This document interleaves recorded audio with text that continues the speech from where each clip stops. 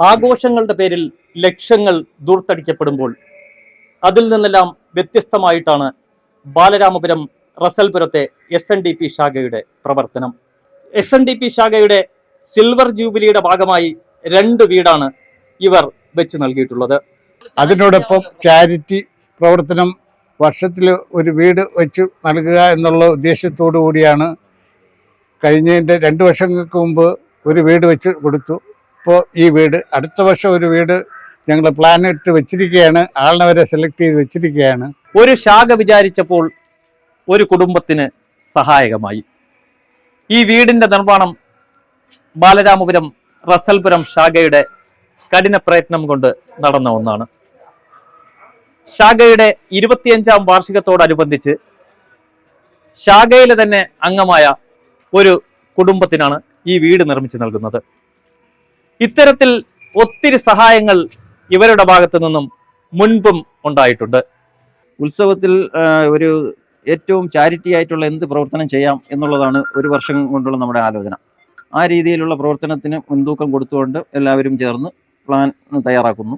അപ്പോൾ ഈ വീട് അല്ലെങ്കിൽ മറ്റെന്തെങ്കിലും സഹായം, അങ്ങനത്തെ ആ രീതി ആണ് ഉത്സവം പ്രധാനമായി കാണുന്നത്. ശാഖയുടെ വാർഷികാഘോഷത്തിന്റെ കാലങ്ങളിലും വീട് നിർമ്മിച്ചു നൽകിയും മറ്റ് ഇതര സേവനം നൽകിയും മാതൃകയാവുകയാണ് റസൽപുരം SNDP ശാഖ. ഇവരോരോരുത്തരുടെയും കഠിനമായ പ്രയത്നം കൊണ്ടാണ് ഈ വീടിന്റെ നിർമ്മാണം. 15 ലക്ഷം രൂപ മുതൽ മുടക്കിലാണ് ഈ വീടിന്റെ നിർമ്മാണവും. വാർഷികാഘോഷത്തിലെ ആർഭാടം കുറച്ചുകൊണ്ടാണ് ഈ നിർമ്മാണത്തിന് ഇവർ തുടക്കം കുറിച്ചിരിക്കുന്നത്. നമ്മുടെ ഈ വീടിന്റെ നിർമ്മാണവുമായി ബന്ധപ്പെട്ടെന്ന് പറഞ്ഞാൽ ഇത് നമ്മുടെ ഇവിടെ ശാഖയിലുള്ള എല്ലാ ആളുകളുടെയും ഒരു സഹായം. അതായത് ഇതിനകത്ത് വിവിധ തൊഴിലുകൾ ചെയ്യുന്നവർ അവരിതിനകത്തെല്ലാം ഫ്രീ ആയിട്ട് ചെയ്തിട്ടുണ്ട്.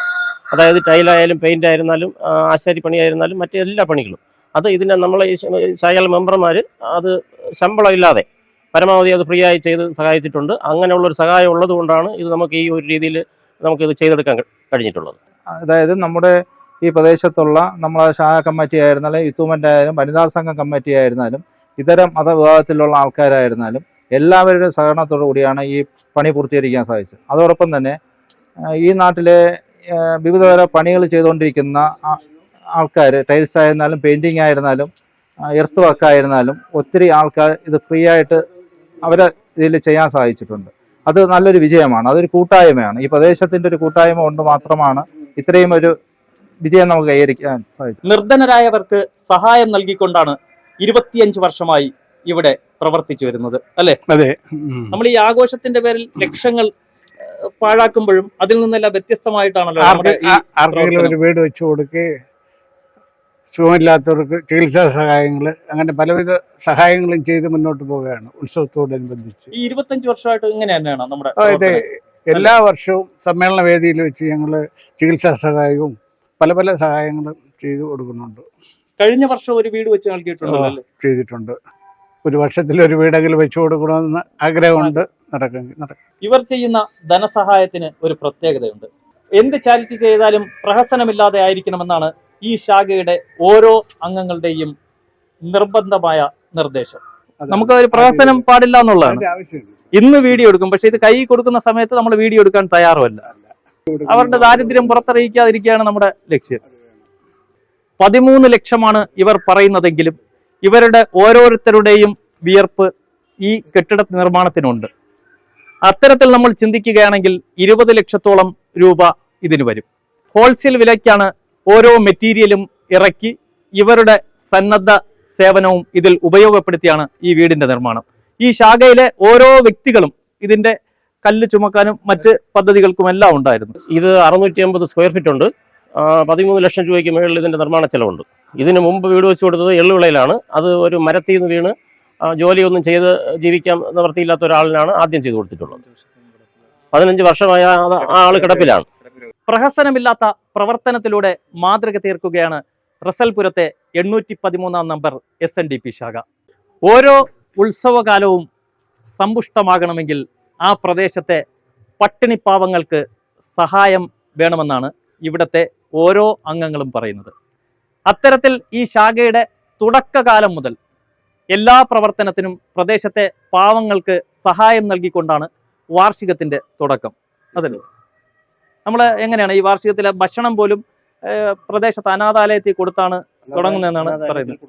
ഈ നാട്ടിലെ അന്നദാനത്തിന്റെ ഒരു പ്രത്യേകത എന്ന് പറയുമ്പോൾ നമ്മുടെ വിവിധങ്ങളായ ജാതിയിലും മതത്തിലും പെട്ടവർക്ക് യാതൊരു ഇതുമില്ല, വ്യത്യാസവും ഇല്ലാതെ എല്ലാവരും ഒരുമയോടുകൂടി സമൂഹ സദ്യയിൽ പങ്കെടുത്ത് അതൊരു വൻപിച്ച വിജയമാക്കി മാറ്റുന്നതാണ് നമ്മൾ ഈ കഴിഞ്ഞ വർഷങ്ങളിലൊക്കെ കണ്ടുകൊണ്ടിരിക്കുന്നത്. നമ്മുടെ ഈ പ്രദേശത്തിന്റെ ഒരു ദേശീയ ഉത്സവമാണ് നമ്മളെ ഈ ശാഖയുടെ ഉത്സവം എന്ന് പറഞ്ഞാൽ. നമ്മളെ സ്കൂളിൽ കൊണ്ടു കൊടുക്കും, പിന്നെ കിടപ്പ് രോഗിക്ക് വീട്ടിൽ കൊണ്ടു കൊടുക്കും. അങ്ങനെയൊക്കെ ചെയ്തിട്ടാണ് നമ്മളിവിടെ ഭക്ഷണം വിളമ്പി തുടങ്ങുന്നത്. നമ്മളിപ്പോൾ അടുത്ത് വരാൻ പോകുന്ന 25 വർഷം, അതായത് 50 വർഷമാകുമ്പോൾ 10 വീടുകൾ വെച്ച് കൊടുക്കാനാണ് പദ്ധതി. നമ്മുടെ ടാർഗറ്റ് 10 വീട്. അതിലിപ്പോ 25ാമത്തെ വർഷം 2 വീടായി. അപ്പൊ അത് 50 ആകുമ്പോഴേക്കും 10 ആക്കാനുള്ള പദ്ധതിയാണ്.